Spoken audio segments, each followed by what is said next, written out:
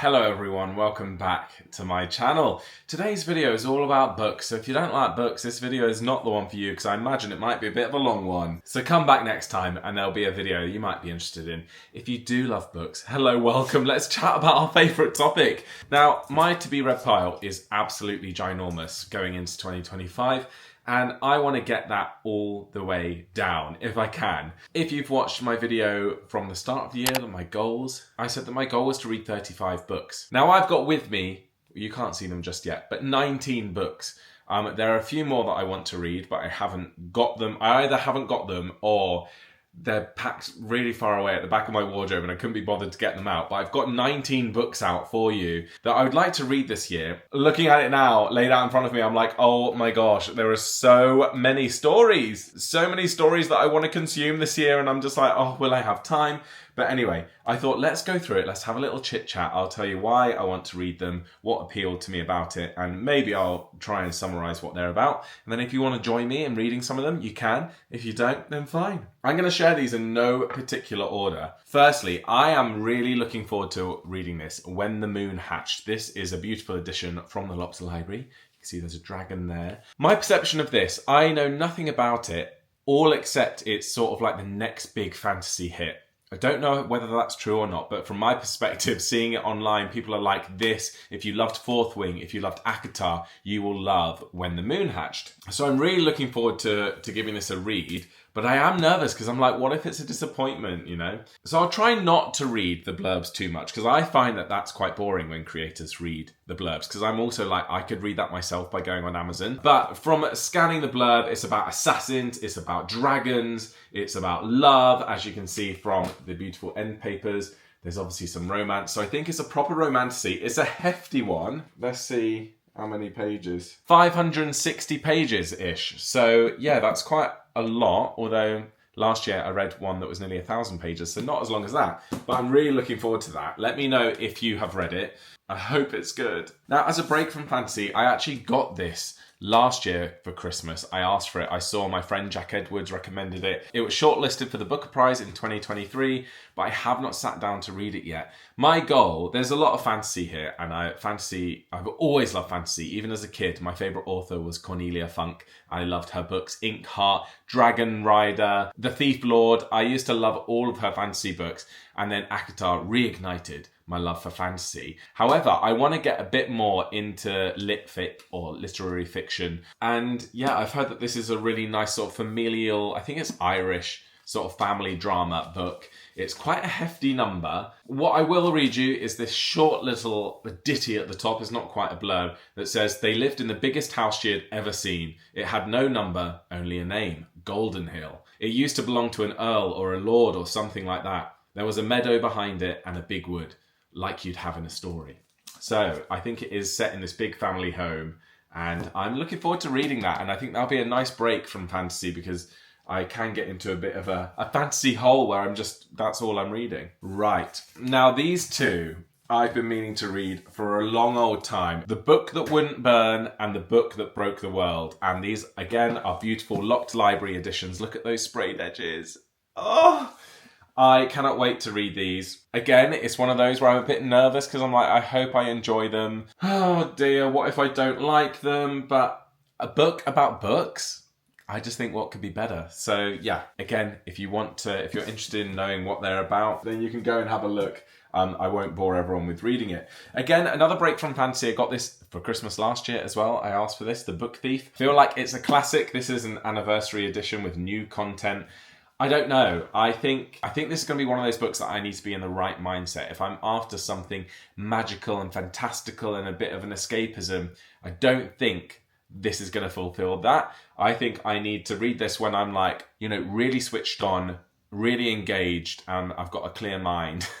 Because I think that this isn't going to be necessarily an easy read, but I think I will enjoy it. It says that this is a story about a girl, an accordionist, some fanatical Germans, a Jewish fist fighter, and quite a lot of thievery. I think it's set during the war, from the German perspective or something like that. I'm not sure. But again, this is taking a little step towards dipping my toe out of the fantasy genre. and into something a bit more serious reading. Next, I've heard mixed reviews about this. I've heard people say it's awful. I've heard people say it's amazing. Light Lark. This is actually written, I think, by a social media content creator. From what I've heard, I think she wrote it like with her viewers. I mean, she wrote it, as far as I know, Alex Aster. I don't know who this is, but this is all hearsay that she started doing TikToks going, I'm thinking of writing a story about this. What do you think? And people give their feedback, and then she would go and write and share some excerpts, and it got published, which I think is a really cool idea to involve your audience in the writing of a novel. But I don't know whether maybe she got a book deal because she had a big following, or maybe it's because she's a really good writer. We will see. But this, as far as I know, it's a bit like the Hunger Games in that people fight to the death. I think it's under the concept of Light Lark is an island, and it appears out of nowhere every 100 years to host a deadly game where people fight to the death in order to break the curses of their realms, stuff like that. So it sounds up my street. I think I'll really like that. But yeah, is it a copy of Hunger Games? I don't know. Next, this is another Locked Library edition with beautiful sprayed edges. This is called The Spice Gate. And this, I think, is, from my judging of the cover, which we know you should never judge a book by its cover, is that it's a bit too ridiculous. A gate called the Spice Gate? What? The Spice Gates connect the 8 far-flung kingdoms, each separated by a distinct spice and only accessible by those born with a special mark. I don't know if this seems a bit ridiculous in my mind, because I like fantasy, but I don't like fantasy where it's so unrealistic. For example, in ACOTAR, I love that the High Fae are like us. They look like humans, pretty much, apart from maybe slightly elongated canines and pointy ears, but they look human for all intents and purposes. One thing I really didn't enjoy about The Cruel Prince is they were like people riding on the back of giant toads, and I was like, unbelievable. I don't know why, because all fantasy is unbelievable, really, but I don't know if this is ridiculous, but it's intrigued me, and I was like, I've got lots of other Locked Library books I haven't touched upstairs, but it's not necessarily on my list to read this year. This one has intrigued me enough that I do want to read it. So we will see. Another break from fantasy is this Jane Corrie novel called I Died on a Tuesday. Jane Corrie does mainly thrillers. I read one of hers called Coming to Find You, and I really, really liked that. I read that in 2023, actually. Really enjoyed it. My mum likes Jane Corrie as well. She read this and said that she really enjoyed it, and she thinks I would. Some other thriller books that I'd really love to read this year. Firstly, The Housemaid. Everyone's banging on about it. I think there's a sequel, or there might be 3 of them. It's being made into a film. I think Amanda Seyfried is in it, is she? I might have made that up. But anyway, they're making it into a film, so I'd like to read that. I would also like to read the next book by Bella Mackie. I loved How to Kill Your Family. I thought it was brilliant. Yeah, Bella Mackie's next book called, I've got it written down here, What a Way to Go. I don't think it's a sequel, but it is somewhat related. I'm not sure, but I absolutely loved her novel. There was another one called, it's not The Housemaid, because that's a different book. I read one called, I'm going to have to Google it. It's called The Maid. And I read it a few years ago, and I think there's a second book, but I want to read those as well. I absolutely love a thriller. Back to fantasy, Serpent and Dove. I got this when I went to Philadelphia. When I bought The Cruel Prince, I saw this. I was like, I've never heard of it before, but I'm going to give it a read. I think it was only $9.99, which was in dollars as well. So it was about, £7? So I was like, I'll give it a go. However, The Cruel Prince binned it off after about 100 pages, didn't enjoy it. So part of me is like, oh no, what if I didn't like this? And then I've wasted even more money. But this is, from the back, it's about a witch and a witch hunter thrust into holy matrimony. There was only one way such a story could end, a stake and a match. I'm really just interested in witches, but not that, like, I've read some witch-based novels set in the modern day, and I don't like that. I don't like the occult, and I don't like modern day witches and references to Wicca and things like that. I like fantasy witches, like in Throne of Glass, where they've got iron nails and they've got iron teeth and they're savage and they're like, I like that sort of thing, not witches where it's like spells and riding on broomsticks. Like I don't really care about that. So that's why. And I also am fascinated by the witch trials in Salem and the witch trials that happened here in the UK, like legitimate historical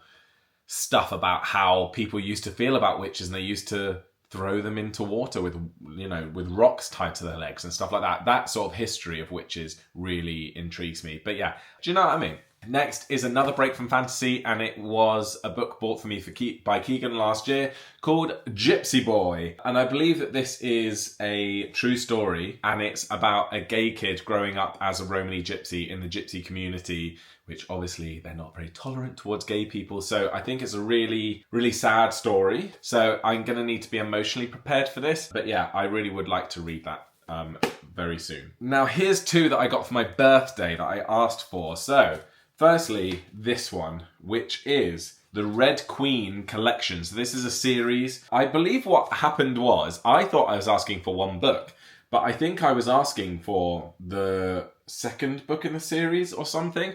And because it turns out it's a series. So when I opened this, I was like, what? What's this? I was expecting one book, and my mum was like, it's a whole series. And I was like, oh, I didn't realise. So I'm really looking forward to this. Again, the pressure is on. I'm like, I hope I love it because I've already got all of the books. Again, I'm not going to tell you what it's about. You can go online and read about it if you're interested, but this came very recommended, so I'm hoping I will love that. Obviously, talking of series, don't have it with me because it's right at the back of my wardrobe, the Crescent City series by Sarah J. Maas. It's her third and final series at the moment. I'm sure she's going to write more in the future, but she wrote ACOTAR, which you know I loved. She wrote Throne of Glass, which you guys know I loved. And she's written this third series, Crescent City, and I'm hearing mixed reviews. Lots of people love it. I know lots of people hate it because it is very different to the previous two series. It's an urban fantasy, so it's set in a city, set in the modern day. And I'll be honest, I don't really think I like urban fantasy, so I don't know if I'm going to love it, but I know a little spoiler about the series, which makes me really want to get into it. I'm not going to share it with you, obviously, in case you don't want a spoiler. But yeah, I want to read that series as well. The next one I got for my birthday, this is from my brother. A Fire in the Sky. I kept seeing this on TikTok Shop, and I was like, you know what? It sounds amazing. Dragons are extinct, witches are outcast, but magic lives. Anything with dragons and witches, sorry, you've got me sold. So yeah, I'm really, really looking forward to reading this one. Another break from fantasy, The Nightingale. Again, I got this for Christmas last year. I did begin reading it, and I wasn't in the right mindset, so I stopped reading it. And it's so interesting. Now, you might not find this interesting, but the distinction you can make once you're like an avid reader like me and not someone who just dips in and out of books like I did for years, where I'd read like one book a year. Now that I'm reading a lot of books, I know the difference between I'm going to hate this book, so I'm going to stop reading it. Oh, I'm not really enjoying this book, but I like the story, but it's, you know, I should persevere with it. And, oh, I'm not vibing with this, but it's just where I'm at mentally. I know I will like this when I'm in the right mindset. I think before, when I only read 1 or 2 books a month, if a book didn't grab me, it didn't grab me. Gone. Now I think about it a lot more internally. I'm like, why don't I like this? Is it something I should just get rid of? Or is it something that I should save for another day? And this was one of them. I was desperate to... I read this in the middle of the Throne of Glass series as a little break from the series, which was stupid because in hindsight, I should have just gone straight through the whole series. You know, what a luxury it is to have the full series like this. Because you're not having to wait for the next one and wait years for the next one and the next one. And to bounce from a fantasy world to France during one of the world wars. I wasn't ready for it, but yeah, this is part of the Reese Witherspoon book club. I think it is being made into a film, and it's about what it is to be a woman in World War II, when women's stories were often forgotten and overlooked. So I'm looking forward to reading that because I love things set during the World War, like historical fiction, basically. The next two are series-based. You know, I've already started the series, so I might as well finish. Iron Flame. Now, as you know, I read Fourth Wing last year. I really, really enjoyed it. I think had it not been really hyped up, I would have been saying to you now, I loved Fourth Wing. However, my hopes were like up here, off camera for that book.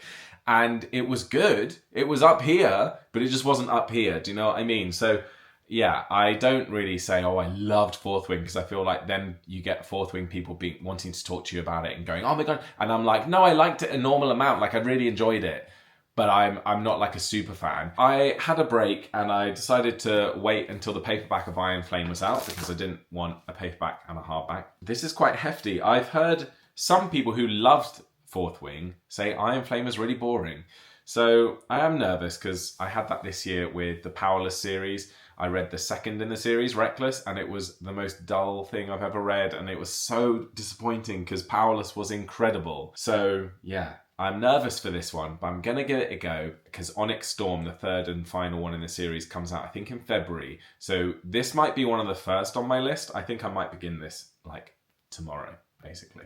And I want to read the third and final, although is it the final? Because I think there's another one. The third book in the Inheritance Game series. I started reading this series when I was on holiday in Florida. I've taken ages to pick up this final book, which is a bit annoying because now I've kind of forgotten what's happened. I lent them to Taylor. She absolutely loved it and has read all of them. There is, as you can see, a fourth one at the end there. So, and I think I did buy that. I bought that one for Taylor. And I'll have a read. So I bought the first three and then, went and bought the fourth one so Taylor could read it. I've got to finish this series. It's about this random girl who finds out that she's inheriting billions of pounds from a stranger, an old man that she never knew, on the condition that she goes and lives in the family home with all of the disinherited family, which is obviously quite bad because lots of them want her dead and they don't like her because they're like, why have you got all of our money? People obviously are trying to kill her. Turns out it's about all these riddles, and the house is like, the whole family loved riddles and loved puzzles, and upon his death they believe that this was like the final riddle. If they could solve this riddle, maybe they'll get their money back. And she's like, am I just a riddle? Do you know what I mean? But she's also trying to solve the riddles as well. So yeah, it's I really enjoyed it. I suppose it's fantasy in that who inherits billions of pounds when, from a non-family member. Maybe it happens, maybe it doesn't. But it's not a fantasy in that it's set in the modern day, real life. There's no magical creatures. Not yet, unless they introduce them in book 3. But yeah, I'm looking forward to reading that. I'm sure that I probably won't read all of those books. Not because of the number of them, but because I'm sure my to be read pile is going to keep growing and growing, and I'm going to buy books that come out of nowhere. I'm going to see recommendations and buy them, and so maybe some of those books won't even get read this year. But I'm going to try to, because if I could read all of them and not buy any more books, I probably only have 5 or 6 more on my to be read pile, which would be great. I'm hoping that this year will be the year that Keegan and I move house, and it will be a place where I will have a library. I'm determined to have one. So when I go house hunting, I'm going to be looking for what room can be a reading room or a library, or could double up as, a dining room and a library. So we can have loads of shelves, jam-packed, floor to ceiling, with all my books, because at the moment they're all stuck in a wardrobe. So I'm looking forward to that. Will that happen this year? I don't know, but we will see. Let me know what's on your to be read pile this year. I really, I'm tempted to not ask you that because otherwise I'm going to get distracted and I'm going to look into them and I might then buy them and then... But anyway, still let me know because I don't want to be missing out. I get FOMO with books. I don't get FOMO in real life. My friends can meet up without me. It's not a problem. But can someone read a good book without me? No, they can't. Oh dear. Anyway, thank you for watching. Please subscribe if you're new here. I post videos every single week and I will see you next time for another video. Bye.